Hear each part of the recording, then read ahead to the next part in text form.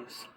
Well, Nassau County Executive Bruce Blakeman has signed a controversial bill banning face masks into law with a few exceptions. Blakeman says a new measure will improve public safety and cut down on crime.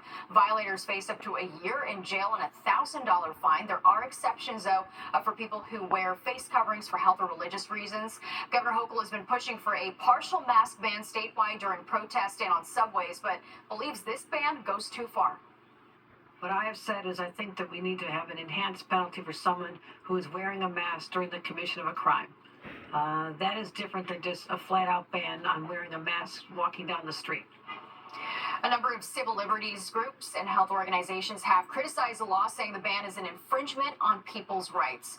Well, smoke from those Canadian wildfires created hazy conditions across parts of our area today. Light smoke could be seen in parts of New Jersey and New York City this morning. And it's all due from the smoke coming from wildfires that are burning in parts of Canada, drifting south. The hazy conditions are expected to last for a couple of days, but as you can see right now, it's not expected to reach that bright orange haze that we experienced last summer. Well, breaking news right now, Skyfox live over Harlem, not far from tonight's event being held by New York Democrats, where police say multiple people have been taken into custody after a protest at 146th Street and Broadway. Of course, details are still coming in. We'll bring you the latest as soon as we get it. A grieving husband from Long Island is in a heated legal debate with Disney over a wrongful death lawsuit. He filed it after his wife died from a severe allergic reaction that he says happened at a restaurant on Disney property. Well, now the company is trying to get that lawsuit tossed out. And as Fox 5's Jody Goldberg explains, they're using the husband's Disney Plus subscription as a reason why.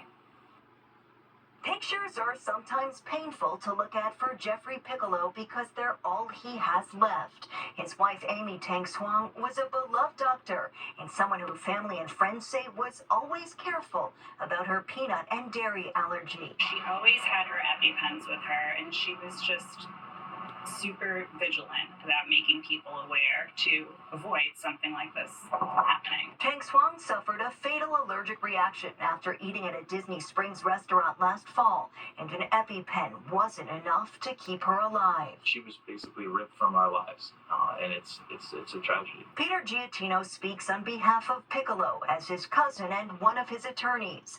Months after filing a lawsuit, Walt Disney Parks and Resorts is now trying to get it tossed because Piccolo signed up for a 1-month trial of Disney Plus. I think that's crazy. The fine print mandates users settle any lawsuits out of court through arbitration. This was the ultimate loss from Jeffrey. She was stolen from him, and now in effect, what Disney's doing is trying to steal his day in court. Skipping the terms and conditions when signing up for streaming services isn't uncommon. You always zoom down and hit the I agree. But legal experts say knowing the risks are important. They just have to be aware that if they're going to walk onto that field for streaming service, they're going to have to be forced to play by the network's rules of the game. As for Piccolo's case, I think at the end of the day, Disney's going to have a really hard time keeping a straight face on this one. Loved ones hope this case raises awareness among those who have to be careful about food allergies. I lost my best friend, but I wouldn't want anyone else to lose theirs. A hearing is scheduled for October 2nd in Florida. That's when both sides will make their case before a judge. And what happens from there could have implications for millions of people with food allergies. On Long Island, Jody Goldberg, Fox 5 News. Well, at a time when most malls are scaling back or even closing down, one local shopping center is bucking the trend. We're going to take a look at the secret to a shopping mall success in the Bronx, and a new clinic up and running in the city with a special mission, treating patients with long COVID. A mall in the Bronx marking a major milestone, 10 years in business. And as Fox 5's Richard Jacobus shows us, it's bucking a trend, thriving when most shopping centers are struggling to even stay afloat. On a hot August Wednesday in the Bronx, it seems like most people were skipping the beach for a hot deal indoors. At a time when malls across the country may be struggling to get people in the door, the mall at Bay Plaza has shoppers flocking here. And Victoria's Secret, I can't deny Victoria's Secret. I go there. Alice Solano has been a shopper at this cornerstone of the Bronx for the past decade, when the mall first opened. The 10-year anniversary kicking off today, a celebration of a mall that appears as if it's here to stay.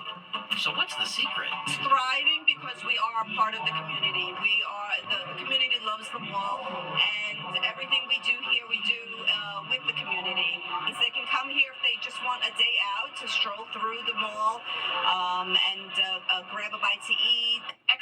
though, that malls in most of the country are struggling mostly because of online shopping and what Josh Singer calls lackluster innovation.